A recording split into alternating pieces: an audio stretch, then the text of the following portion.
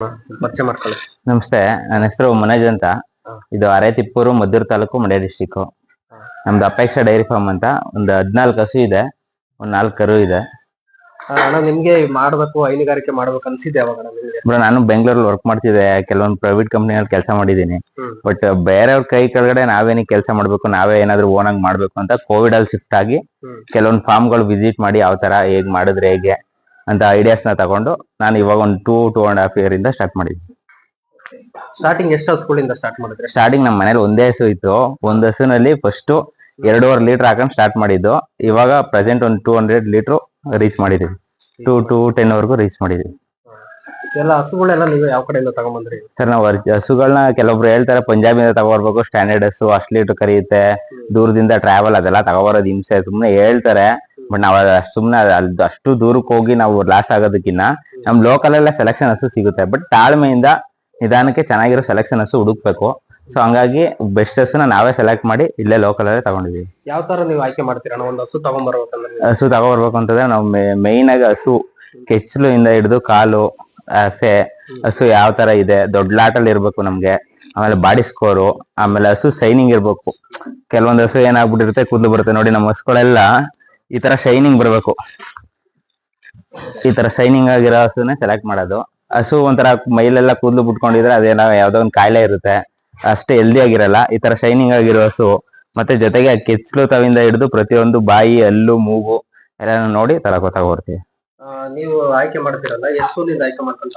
ನಾವು first lactation ತರಲ್ಲ. ಏನಕ್ಕೆ ಅಂತಂದ್ರೆ ಫಸ್ಟ್ ಲ್ಯಾಕ್ಟೇಷನ್ ನಮ್ ಬಂದಿದ ತಕ್ಷಣ ಅದು ನಮ್ ಫಾರ್ಮ್ಗೆ ಅಡ್ಜಸ್ಟ್ ಆಗಲ್ಲ. ಏನಕ್ಕೆ ಅಂದ್ರೆ ಫಸ್ಟ್ ಲ್ಯಾಕ್ಟೇಷನ್ ಅಲ್ಲಿ ಒಂದ್ ಸ್ವಲ್ಪ ಹಠ ಮಾಡ್ತೇವೆ ಹಸುಗಳು, ನೀಟಾಗಿ ಹಾಲ್ ಕರ್ಸ್ಕೊಳಲ್ಲ. ಸೊ ಹಂಗಾಗಿ ನಾವೇನ್ ಮಾಡ್ತೀವಿ, ಸೆಕೆಂಡ್ ಲ್ಯಾಕ್ಟೇಷನ್ ಇಂದನೇ ಹಸು ತರೋದು. 5th ಇಂದ ತರಕ್ ಹೋಗಲ್ಲ. ಸೆಕೆಂಡ್ ಥರ್ಡ್ ತಂದ್ರೇನೆ, ಹೊಸದಾಗಿ ಯಾರೇ ಡೈರಿ ಫಾರ್ಮ್ ಸ್ಟಾರ್ಟ್ ಮಾಡೋರು ಸೆಕೆಂಡ್ ಇಂದ ತಂದ್ರೇನೆ ಬೆಟರ್.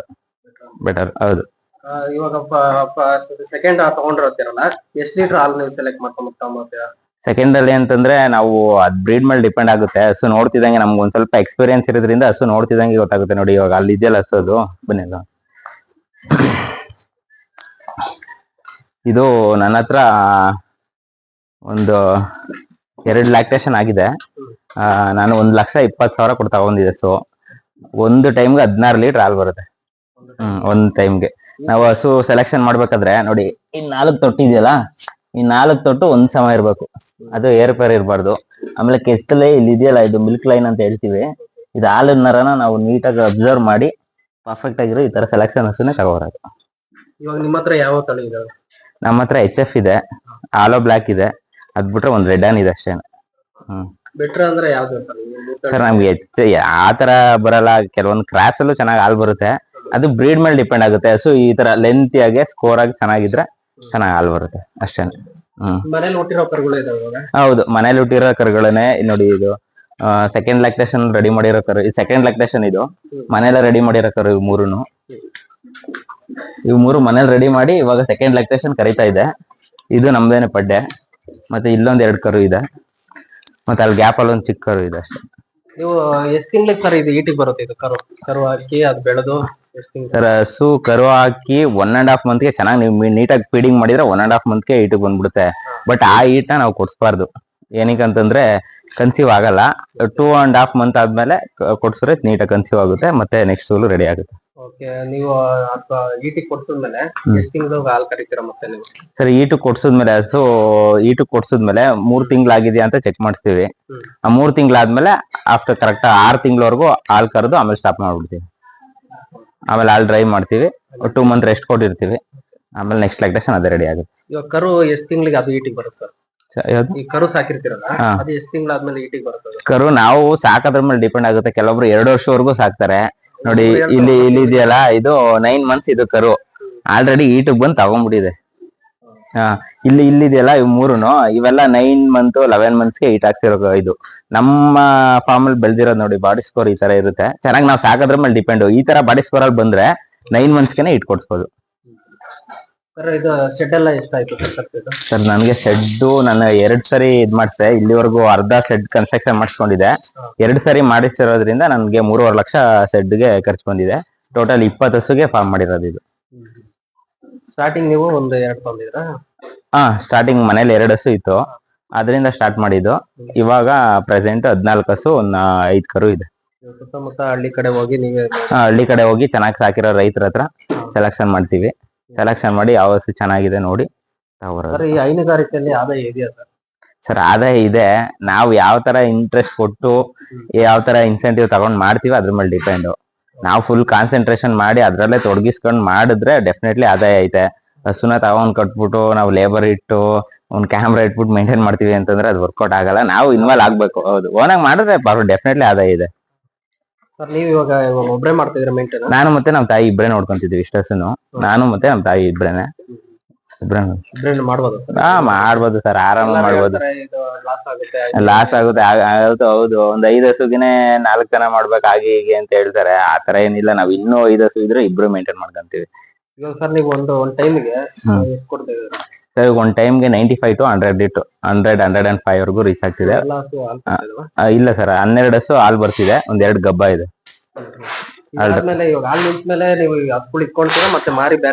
ಇಲ್ಲ ಸರ್, ನಾವ್ ಒಂದ್ಸರಿ ಹಸು ತಗೊಂಡ್ಮೇಲೆ ಅದ್ ಏನೇ ಪ್ರಾಬ್ಲಮ್ ಇದ್ರೂನು ನಾವೇ ನೆಕ್ಸ್ಟ್ ಲ್ಯಾಕ್ಟೇಷನ್ ಗೆ ಚೆನ್ನಾಗಿ ಫೀಡಿಂಗ್ ಮಾಡಿ 10+ ಹಾಲ್ ಬರೋ ತರ, ಅದು ತಗೊಬಂದಿದ ತಕ್ಷಣ ನಮ್ಗೆ ಫೇಲ್ ಆಗಿ ಬರೀ 8 ಲೀಟರ್ ಹಾಲ್ ಬಂದ್ರು ಅದಕ್ಕೆ ನೀಟಾಗಿ ಅದ್ ಬಾಡಿ ಸ್ಕೋರ್ ಏನ್ ಬೇಕು ಒಳ್ಳೆ ಕ್ಯಾಲ್ಸಿಯಮ್ ಮಿನರಲ್ ಕೊಟ್ಟು ನೆಕ್ಸ್ಟ್ ಲ್ಯಾಕ್ಟೇಷನ್ ಗೆ 10 ಲೀಟರ್ ಪ್ಲಸ್ ಬರ್ಬೇಕು. ಅದು ಆತರ ರೆಡಿ ಮಾಡಿ ನಾವೇ ಇಟ್ಕೊಂತೀವಿ. ಯಾವ್ದೇ ಕಾರಣಕ್ಕೂ ನಾವು ಸೇಲ್ ಮಾಡಲ್ಲ. ಪ್ರತಿ ಲ್ಯಾಕ್ಟೇಷನ್ಗೆ ಏನ್ ಹಸು ತರಲ್ಲ. ಒಂದ್ಸಲ ತಗೊಂಡ್ರೆ ಆಲ್ಮೋಸ್ಟ್ ಅದು 7 to 8 ಲ್ಯಾಕ್ಟೇಷನ್ ಅದ್ರ ಕೆಪಾಸಿಟಿ ಎಲ್ಲಿವರೆಗೂ ಇರುತ್ತೆ ಅಲ್ಲಿವರೆಗೂ ನಾವೇ ಇಟ್ಕೊಂತೀವಿ.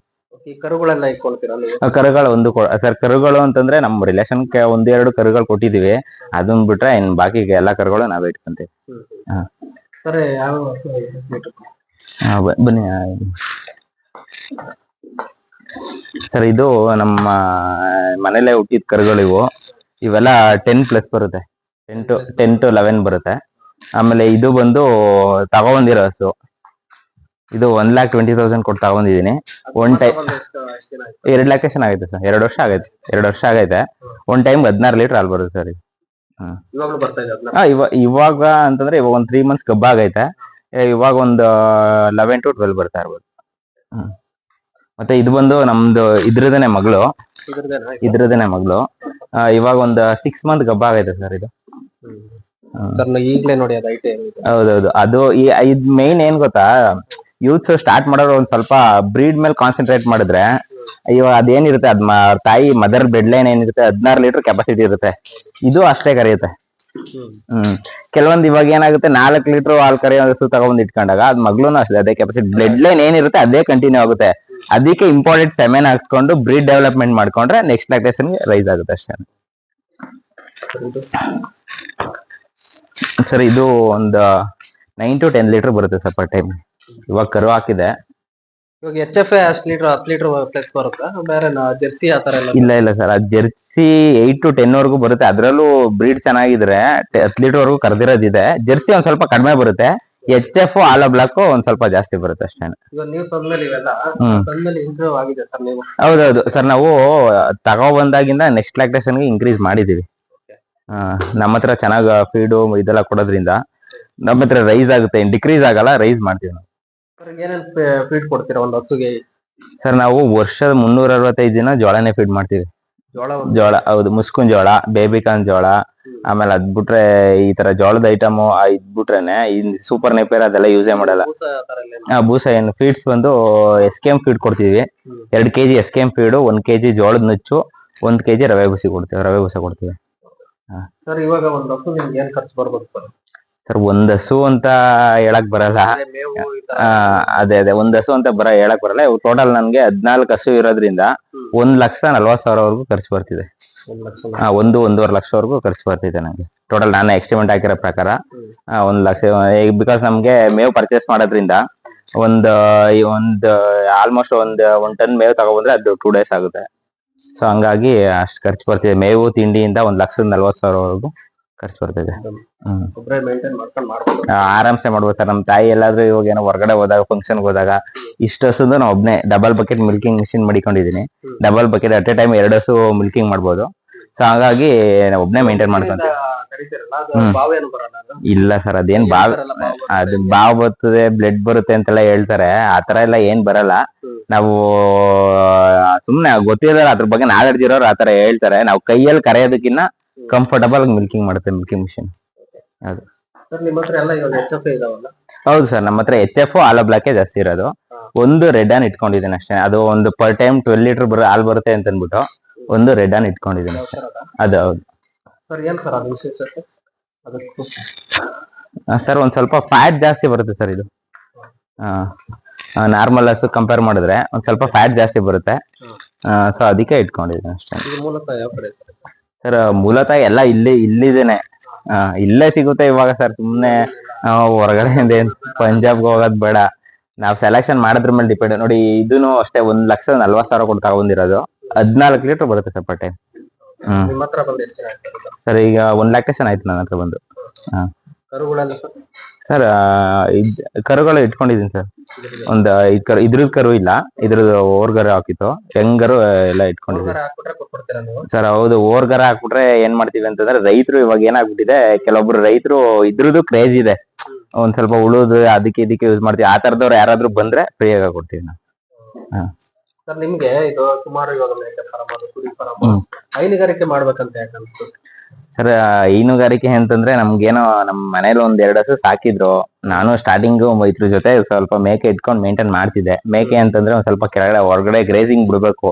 ಕಟಾಕಿದ ಜಾಗದಲ್ಲೇ ಹಸು ಮೇಂಟೈನ್ ಮಾಡ್ಬೋದು, ಮೇಕೆ ಮೇಂಟೈನ್ ಮಾಡೋದು ಒಂದ್ ಸ್ವಲ್ಪ ಕಷ್ಟ. ಸೊ ಹಂಗಾಗಿ ಯಾಕೋ ನಮ್ ಮೇಕೆ ಸರಿ ಬಂದಿಲ್ಲ. ಹಸುಗಳಲ್ಲಿ ಒಂದ್ ಸ್ವಲ್ಪ ಪ್ರಾಫಿಟಬಲ್ ಕಾಣಿಸ್ತಲ್ಲ. ಸೊ ಇದನ್ನೇ ಇನ್ಕ್ರೀಸ್ ಮಾಡೋಣ, ಇದ್ರ ಬ್ರೀಡ್ ಬಗ್ಗೆನೇ ಕಾನ್ಸಂಟ್ರೇಟ್ ಮಾಡೋಣ ಅಂತ ಸ್ಟಾರ್ಟ್ ಮಾಡಿದ್ದು. ಸೊ ಇದನ್ನೇ ಮಾಡ್ತಿದೀವಿ.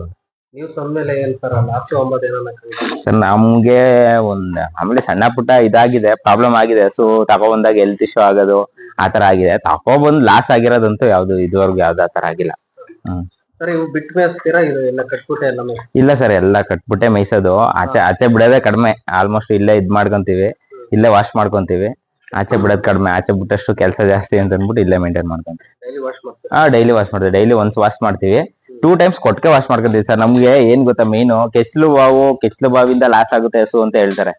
ನೀಟಾಗಿ ಇಟ್ಟಿರಲ್ಲ ನೋಡಿ ಕೊಟ್ಟಿಗೆ. ಈ ತರ ನೀಟಾಗಿ ಇಟ್ಕೊಂಡ್ರೆ ಯಾವ ಕೆಚ್ಚಲು ಬಾವು ಆಗಲ್ಲ. ಇದಕ್ಕೆ ಕೆಲವೊಂದು ಪೊಟ್ಯಾಷಿಯಂ ವಾಟರ್ ಇಂದ ವಾಶ್ ಮಾಡ್ಕೊಳ್ಳೋದು, ಬ್ಲೀಚಿಂಗ್ ಇಂದ ವಾಶ್ ಮಾಡ್ಕೊಳ್ಳೋದು, ಈ ತರ ಮೇಂಟೈನ್ ಮಾಡಿದ್ರೆ ಯಾವ ಕೆಚ್ಚಲು ಬಾವು ಆಗಲ್ಲ. ಕೆಚ್ಚಲು ಬಾವು ಆಗುತ್ತೆ. ಬ್ಯಾಕ್ಟೀರಿಯಾಸ್ ಇದ್ದಾಗ ಅದು ಆಟೋಮೆಟಿಕ್ ಹಸುಗ್ ಬಾವ ಆಗುತ್ತೆ.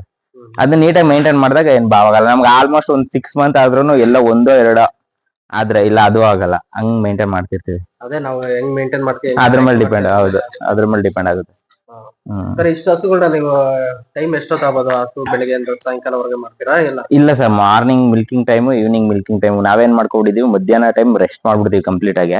ಮಾರ್ನಿಂಗ್ ಏನ್ ಮಾಡ್ತೀವಿ, ಮಾರ್ನಿಂಗ್ ಒಂದ್ 3:30 ಎದ್ರೆ ಮಿಲ್ಕಿಂಗ್ ಎಲ್ಲ ಮುಗಿಸ್ತೀವಿ. ಫಸ್ಟ್ ಮಿಲ್ಕಿಂಗ್ ಎಲ್ಲ ಆಗಿದ ತಕ್ಷಣ ಇಮಿಡಿಯೇಟ್ಲಿ ಹಸು ಕೆಡ್ಕೋಬಾರ್ದು. ಏನಿಗೆ ನಿಂತ್ಕೊಂಡಿರ್ಬೇಕು ಅಂತಂದ್ರೆ ಅದು ಮಿಲ್ಕಿಂಗ್ ಮಾಡಿದಾಗ ತೊಟ್ಟು ಓಪನ್ ಇರುತ್ತೆ, ಅದು ಕ್ಲೋಸ್ ಆಗಕ್ಕೆ 1/2 hour ಟೈಮ್ ಬೇಕು. ಅದಕ್ಕೆ ನಾವೇನ್ ಮಾಡ್ತೀವಿ, ಹಿಂದಿಂದಾನೆ ತಿಂಡಿ ಮಡಗ್ತೀವಿ. ತಿಂಡಿ ಆದ್ಮೇಲೆ ಮೇವ್ನು ಹಾಕ್ಬಿಡ್ತೀವಿ. ಹಾಕ್ಬಿಟ್ಟು ಅದು ಅದ್ರ ಪಾಡಿಗೆ ಅದ್ ಮೇವ್ ತಿಂತಾ ಇದ್ರೆ ನಾವು ನಮ್ಮ ಪಾಡಿಗೆ ನಾವು ಕೊಟ್ಟಿಗೆಲ್ಲ ವಾಶ್ ಮಾಡ್ಬಿಡ್ತೀವಿ. ವಾಶ್ ಮಾಡಿದ ತಕ್ಷಣ ಅಲ್ಲಿ ಕೆಲಸ ಕ್ಲೋಸ್. ಇನ್ ಮಧ್ಯಾಹ್ನ ಟೈಮ್ ನೀರ್ ಕುಡ್ಸೋದು, ತುಪ್ಪ ಎತ್ಕೊಳ್ಳೋದು ಅಷ್ಟೇ ಇರುತ್ತೆ. ಇನ್ ಈವ್ನಿಂಗ್ ಸೇಮ್ ಪ್ರೊಸೆಸ್, ಸೇಮ್ ಅದೇ ತರ. ಹೌದು, ಇವಾಗ ನೀವು ಒಂದ್ ಟೈಮ್ಗೆ ಒಂದು 100 ಲೀಟರ್ ಬರ್ತಾ ಇದೆ. ಹೌದು, 95 to 100 ಲೀಟರ್ ರೀಚ್ ಆಗ್ತಿದೆ. ಸಂಜೆನೂ ಸೇಮ್ ಬರುತ್ತೆ ಸರ್. ದಿನಕ್ಕೆ 200 ಲೀಟರ್ 200, 210, 220 ವರೆಗೂ ರೀಚ್ ಆಗಿದೆ. 200 ಇವಾಗ ಪ್ರೆಸೆಂಟ್ ಸರ್. ಇವಾಗ ಫ್ಯಾಟ್ ನಮ್ದು 3.5 ಇಂದ ರೈಸ್ ಆಗಿದೆ. 3.5, 3.8, 4.1 ವರೆಗೂ ಬರ್ತಿದೆ ಫ್ಯಾಟ್. ಅಲ್ಲಿ 1 ಲೀಟರ್ಗೆ ಏನ್ ರೇಟ್ ಇದೆ ಸರ್? ಲೀಟರ್ಗೆ ಇವಾಗ 30 rupees ಇದೆ. ಫ್ಯಾಟ್ ಏನಾದ್ರು 4.1 ವರೆಗೂ ಬಂದ್ರೆ 1.5 rupees ಇನ್ಕ್ರೀಸ್ ಆಗುತ್ತೆ. ಫ್ಯಾಟ್ ಮೇಲೆ ಅಮೌಂಟ್ ಆಗ್ತಿದೆ ನಮ್ಮ ಡೈರಿಯಲ್ಲಿ. ಹಂಗಾಗಿ ಸಾಯಧನ 5 rupees ಬರುತ್ತೆ. ಅದು ಒಂದು ನಾವು 200 ಲೀಟರ್ ಹಾಕಿರೋದ್ರಿಂದ ಮಂತ್ಲಿಗೆ 30,000 ಸಹಾಯಧನ ಬರುತ್ತೆ ನಮ್ಗೆ. 30,000 ವರ್ಗುನು ಸಹಾಯಧನ ಬರುತ್ತೆ ಮಂತ್ಲಿ. ನಿಮ್ಗೆ ಇವಾಗ ಅದು ಡೈರಿದು ರೇಟ್ ವರ್ಕೌಟ್ ಆಗ್ತಿದ್ಯಾ ಸರ್? ಆಕ್ಚುಲಿ ಹೇಳ್ಬೇಕಂದ್ರೆ ಲಾಸ್ ಏನೇ. ಗವರ್ಮೆಂಟ್ ಅವ್ರು ನಮ್ಗೆ ರೇಟ್ ಕೊಡ್ಬೇಕು ಇನ್ನೂನು. ಆಕ್ಚುಲಿ ಹೇಳ್ಬೇಕಂತಂದ್ರೆ ಇವಾಗ 1 ಲೀಟರ್ ವಾಟರ್ಗೆನೆ 20 rupees ರೇಟ್ ಇದೆ. ಹಾಲಿಂದ ಎಷ್ಟು ಪ್ರಾಡಕ್ಟ್ಸ್ ಮಾಡ್ತಾರೆ, KMF ಎಷ್ಟು ಬೆನಿಫಿಟ್ ಇದೆ. ಅಟ್ಲೀಸ್ಟ್ ಒಂದ್ 35 rupees ಆದ್ರೆ 30 rupees ಕೊಡ್ತಿದ್ದಾರೆ. ಒಂದ್ 35 ಆದ್ರೂ ಕೊಟ್ರೆ ರೈತರಿಗೆ ಒಂದ್ ಸ್ವಲ್ಪ ಅನುಕೂಲ ಆಗಿರುತ್ತೆ ಅಷ್ಟೇ. ರೈತರಿಗೆ ಏನಿಲ್ಲ ಸರ್. ಹೌದೌದು, ಈಗ ಪಾಕೆಟ್ ಹಾಲು 45 ಇಂದ 50 rupees ವರೆಗೂ ಸೇಲ್ ಮಾಡ್ತಿದ್ದಾರೆ. ಅಟ್ಲೀಸ್ಟ್ ನಮ್ಗೆ ಒಂದ್ 35 ಕೊಟ್ರೆ ಒಂದ್ ಸ್ವಲ್ಪ ರೈತರಿಗೆ ಅನುಕೂಲ ಆಗಿರುತ್ತೆ ಅಷ್ಟೇ. ಹೌದು, ಬೆಳಗ್ಗೆಯಿಂದ ಎಷ್ಟು ಕಷ್ಟ ಇರುತ್ತೆ ಸರ್. ನಾವು ಇಷ್ಟ ಹಸುಗೆಲ್ಲ ಮೇವು ತಗೊಬರ್ಬೇಕು, ಮೇಂಟೈನ್ ಮಾಡ್ಬೇಕು, ಫೀಡ್ ಖರ್ಚು. ಇವಾಗೆಲ್ಲ ಆಲ್ಮೋಸ್ಟ್ ತಿಂಡಿ ಮೂಟೆ ರೇಟ್ ಎಲ್ಲ 1400 ವರೆಗೂ ರೀಚ್ ಆಗಿದೆ. ಬಟ್ ಅದ್ ಮಾತ್ರ ಇನ್ಕ್ರೀಸ್ ಆಗ್ತಿದೆ ತಿಂಡಿ ಮೂಟೆ. ಬಟ್ ಹಾಲಿನ ರೇಟ್ ಮಾತ್ರ ಕೊಡ್ತಿಲ್ಲ ಅಷ್ಟೇನೆ. ಸರ್ ಮೇವೆಲ್ಲ ಯಾವ ತರ ನೀವು ಕಟ್ ಮಾಡ್ಕೊಂತೀರಾ? ಸರ್ ಮೇವು ಅಂತಂದ್ರೆ ನಾವು ಜೋಳ ಅಂದು ಮೋತೆ ಇದ್ ಬರುತ್ತೆ, ಡೈರೆಕ್ಟ್ ಮೋತೆ ಬರುತ್ತೆ ನಮ್ದು. ಇಲ್ಲಿ ಬೇಬಿಕಾನ್ ಇದೆ, ಬೇಬಿಕಾನ್ ಫ್ಯಾಕ್ಟ್ರಿ ಅದು ಬೇಬಿಕಾನ್ದು ತಗೋಬಿಟ್ಟು ಸಿಪ್ಪೆ ಕೊಡ್ತಾರೆ, ಸಿಪ್ಪೆ ಹಾಕ್ತಿವಿ. ಅದ್ ಸಿಪ್ಪೆ ಇಲ್ಲ ಅಂತಂದಾಗ ಈ ತರ ಮುಸ್ಕಿನ ಜೋಳ ತರಿಸ್ತೀವಿ ನಾವು ಟೆನ್ನೇಜ್ ಅಲ್ಲಿ. ಸರ್ ಅದು ಕಟ್ ಮಾಡ್ಬಿಟ್ಟು ಹಾಕ್ತಿವಿ. ಒಂದ್ ಸ್ವಲ್ಪ ಮಿಷಿನ್ ಟ್ರಬಲ್ ಇದೆ, ಇವಾಗ ಒಂದ್ ಸ್ವಲ್ಪ ಡೈರೆಕ್ಟ್ ಹಾಕ್ತಿದೀವಿ ಅಷ್ಟೇನೆ. ಆತರ ಏನಿಲ್ಲ, ಒಂದ್ ಸ್ವಲ್ಪ ರೂಢಿ ಆಗಿರೋದ್ರಿಂದ ಚೆನ್ನಾಗಿ ತಿನ್ಕೊಳತ್ತೆ. ಸ್ವಲ್ಪ ರೂಢಿ ಆಗಿಲ್ಲ ಅಂತಾರೆ ಒಂದ್ ಸ್ವಲ್ಪ ತಿನ್ನಲ್ಲ ಅಷ್ಟೇನೆ.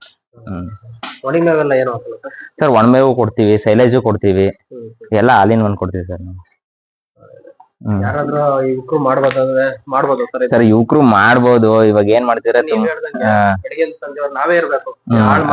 ಹಾಳ್ ಮಾಡಿದ ಅದು ನಿಜಾನೆ. ಅದು ಯುವಕರು ಏನಂತಂದ್ರೆ ಇವಾಗ ಸ್ಟಾರ್ಟ್ ಮಾಡ್ತಾರೆ, ಮಾಡ್ಬಿಟ್ಟು ಅದ್ರ ಬಗ್ಗೆ ನಾಲೆಡ್ಜ್ ಇರಲ್ಲ.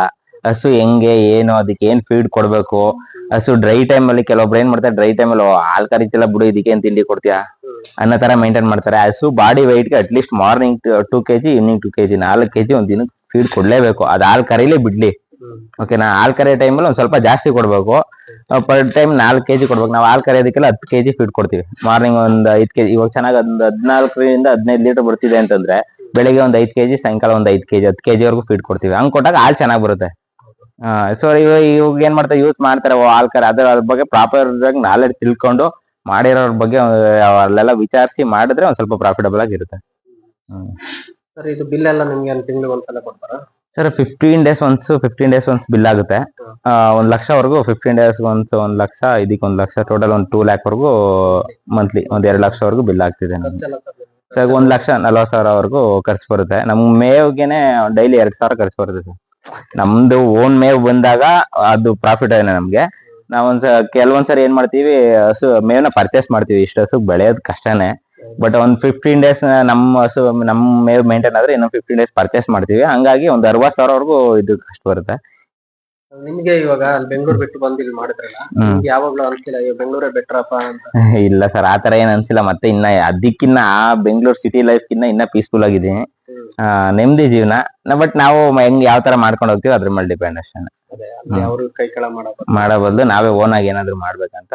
ಹೈನುಗಾರಿಕೆ ಮೇನ್ ಏನಂದ್ರೆ ಹಾಲ್ ಕರೆಯೋದೆ, ಬೆಳಿಗ್ಗೆ ಸಾಯಂಕಾಲ ಇರ್ಲೇಬೇಕು ಎಲ್ಲೇ ಹೋದ್ರು. ಅದು ನೆಚ್ಕೊಂಡು ಹುಡುಗರು ಯಾರು ಅದು ಯೂತ್ ಯಾರು ಮುಂದೆ ಬರ್ತಿಲ್ಲ. ಅದು ನಾವು ಮಾಡ್ಕೊಳ್ಳೋ ಟೈಮ್ ಮೇಲೆ ಡಿಪೆಂಡ್ ಆಗುತ್ತೆ ಸರ್. ನಮಗೂ ಹೊರಗಡೆ ಕೆಲಸ ಇರುತ್ತೆ, but morning evening compulsory maintain ಮಾಡ್ತಿದ್ದೀವಿ ಅಷ್ಟೇ. ಇಲ್ಲಾಂದ್ರೆ ಇನ್ನೊಬ್ಬ ಮನೆಯವ್ರು ನೋಡ್ಕೊಂತಾರೆ. ಬಟ್ ನಾನು ಅಷ್ಟು ಈಜಿಯಾಗಿ ನಾನು ಬಿಟ್ಟು ಹೋಗಲ್ಲ.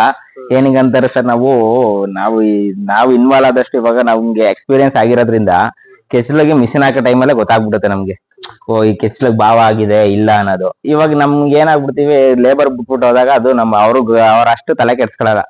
ಮಿಷಿನ್ ಹಾಕ್ತಾ ಕರ್ದ ಬಿಡು, ಹಾಲ್ ಕರ್ದ್ವಾ ಅನ್ನೋ ತರ ಆಗ್ಬಿಟ್ಟಿರುತ್ತೆ. ಸೊ ಹಂಗಾಗಿನೇ ಹಾಳಾಗೋದು. ಸೊ ಹಂಗಾಗಿ ನಾವು ಒಂದ್ ಸ್ವಲ್ಪ ಇನ್ಸೆಂಟಿವ್ ಮಾಡಿ ನಾವೇ ನಿಂತ್ಕೊಂಡು ಹಾಲ್ ಕರೆದಷ್ಟು ಒಂದ್ ಸ್ವಲ್ಪ ಪ್ರಾಫಿಟಬಲ್ ಆಗಿರುತ್ತೆ. ಒಂದು ಹಸು ತಗೊಳಕ್ ಹೋಗ್ತೀವಲ್ಲ ಸರ್, ಅಲ್ಲಿ ದಲ್ಲಾಳಿಯರು ಸಖತ್ ಮೋಸ ಮಾಡಿರ್ತಾರೆ. ಹೌದು, ಯಾವ ತರ ನೀವು ಅಲ್ಲಿ ಅದೇನೆ ಮಾತಾಡೋಣ ಅನ್ಕೊಂಡು ಒಳ್ಳೆ ಕ್ವಶನ್ ಕೇಳಿದ್ರಿ. ಇವಾಗ ರೀಸೆಂಟ್ ಆಗಿ ಒಂದ್ ಹಸು ತಗೊಬಂದ್ವಿ. ಅದೇನಾಗ್ಬಿಟ್ಟಿದೆ, ಒಳಗೆ ಒಂಥರ ತೈಲೇರಿ ಆಚೆ ಕಟ್ಟಿ ಹಾಕಿದ್ದೀನಿ ಹಸು. ಅದು ಒಳಗೆ ಏನಾಗ್ಬಿಟ್ಟಿದೆ, ಒಂಥರ ತೈಲೇರಿ ತರ ಕಾಯಿಲೆ ಆಗ್ಬಿಟ್ಟೈತೆ. ಅದಕ್ಕೆ ಸತತವಾಗಿ 8 ದಿನದಿಂದ ಟ್ರೀಟ್ಮೆಂಟ್ ಮಾಡಿಸ್ತಾ ಇದೀನಿ, ಬಟ್ ಅದು ವಾಸಿ ಆಗ್ತಿಲ್ಲ. ಇವಾಗ ಅದಕ್ಕೆ ಬ್ಲಡ್ ಸ್ಯಾಂಪಲ್ ತಗೊಂಡೋಗಿ ಟೆಸ್ಟ್ ಮಾಡ್ಸ್ಕೊಬೇಕು. ಆತರ ಆಗುತ್ತೆ. ಇಷ್ಟು ಹಸು ತಗೊಂಡಿದೀನಿ, ಯಾವಾಗ್ಲೂ ಆಗಿಲ್ಲ, ಇದು ಫಸ್ಟ್ ಟೈಮ್ ಆಗೈತೆ. ನಾವ್ ಇಷ್ಟ ಎಕ್ಸ್ಪೀರಿಯನ್ಸ್ ಇದ್ದು ನಮ್ಗೆ ಈ ತರ ಆಗೈತೆ ಅಂತಂದ್ರೆ, ಇನ್ನು ಹೊಸಬ್ರು ಒಂದ್ ಸ್ವಲ್ಪ ಯೋಚನೆ ಮಾಡಿ ಯಾರಾದ್ರೂ ಗೊತ್ತಿರೋರ್ನ ಕರ್ಕೊಂಡೋಗಿ ಹಸು ತಗೊಳ್ಳೋದು ಇನ್ನ ಬೆಟರ್. 2 ದಿನ ಹಾಲ್ ಕರೆ ನಿಲ್ಸ್ಬಿಡ್ತಾರೆ. ಹೌದು, 2 ದಿನ ಹಾಲ್ ಕರೆ 2 ದಿನ ನಿಲ್ಸಾರ. 2 ದಿನ ನಿಲ್ಸಿದ್ರೆ ಆ ಹಸು ಇದಾಗ್ಬಿಡುತ್ತೆ, ಬಾಟಮ್ ಹೆವಿ ಆಗ್ಬಿಟ್ಟು ಕರ್ಕೊಂಡ್ಬಿಡುತ್ತೆ. ಒನ್ ಟೈಮ್ ಇದ್ ಮಾಡ್ತಾರೆ, ಒನ್ ಟೈಮ್ ನಿಲ್ಸಿ ಈವ್ನಿಂಗ್ ಕರೆದಾಗ ಅದೇನಾಗುತ್ತೆ 1 to ಡಬಲ್ ಹಾಲ್ ಬರುತ್ತೆ. ಈಗ 6 ಲೀಟರ್ ಕೆಪಾಸಿಟಿ ಇರೋದು, ಅದು ಈವ್ನಿಂಗ್ ಇದ್ ಮಾಡಿದ್ರೆ ಮಿನಿಮಮ್ 10 to 12 ಲೀಟರ್ ಕರ್ದ್ಬಿಡುತ್ತೆ. ಅವಾಗ ಏನ್ ಮಾಡ್ಬಿಡ್ತಾರೆ, 12 ಲೀಟರ್ ಹಾಲ್ ಬರ್ತಿದ್ಯಲ್ಲ, ಒಳ್ಳೆ ಹಸು ಅಂತ ಹೇಳ್ಬಿಟ್ಟು ಇದ್ ಮಾಡ್ತಾರೆ. ಆ ತರ ಮಾಡ್ಬಾರ್ದು. ಆಮೇಲೆ ಹಾಲ್ ಹಸು ತಗೊಬಂದ್ರೆ ಮಾರ್ನಿಂಗ್ ಈವ್ನಿಂಗ್ 2 ಟೈಮ್ ಹಾಲ್ ಕರ್ದ್ಬಿಟ್ಟು ತಗೊಬರೋದು ಬೆಟರ್. ಅದಕ್ಕೂ ಏನೇನ್ ಮಾಡಿರ್ತಾರೆ ಗೊತ್ತಾ ಸರ್, ಅದಕ್ಕೂ ಜಾಸ್ತಿ ಫೀಡಿಂಗ್ ಮಾಡಿರೋದು, ಆಮೇಲೆ ಇದ್ ಮಾಡೋದು, ಆ ತರ ಎಲ್ಲ ಮಾಡ್ತಾರೆ. ಬಟ್ ಗಬ್ಬದಲ್ಲೇ ತಗೊಬರೋದು ಬೆಟರ್ ಅಂತ ನಾನು ಹೇಳ್ತೇನೆ.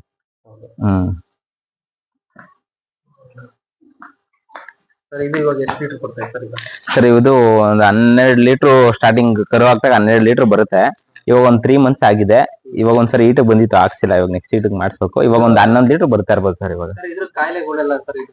ಸರ್ ಇದು ಮೈನ್ ಅಂತಂದ್ರೆ ನಾವು ಜ್ವರ ಬರುತ್ತೆ, ಇದಕ್ಕೆ ಜ್ವರ ಬರುತ್ತೆ. ಆಮೇಲೆ ಕೆಲವೊಂದು LST ಇದಕ್ಕೆಲ್ಲ ಏನ್ ಮಾಡ್ಬೇಕು ನಾವು, ಲಂಪಿ ಸ್ಕಿನ್ ಡಿಸೀಸ್ ಅಂತ ಆಗುತ್ತೆ. ಅದಕ್ಕೆಲ್ಲ ನಾವೇನ್ ಮಾಡ್ಬೇಕು, ಆನ್ ಟೈಮ್ ವ್ಯಾಕ್ಸಿನ್ ಮಾಡಿಸ್ಕೊಬೇಕು. ಜರ್ಸ್ಲಾಗೋದು ಇದಕ್ಕೆಲ್ಲ ನಾವು ವರ್ಷಕ್ಕೆ 2 ಸರಿ ನೀಟಾಗಿ ವ್ಯಾಕ್ಸಿನ್ ಮಾಡಿಸ್ಕೊಬೇಕು.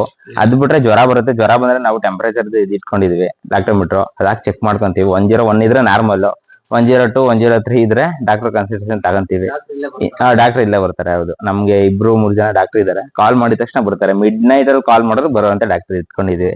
ಹಂಗಾಗಿ ನಮ್ಗೆ ಪ್ರಾಫಿಟಬಲ್ ಆಗಿದೆ.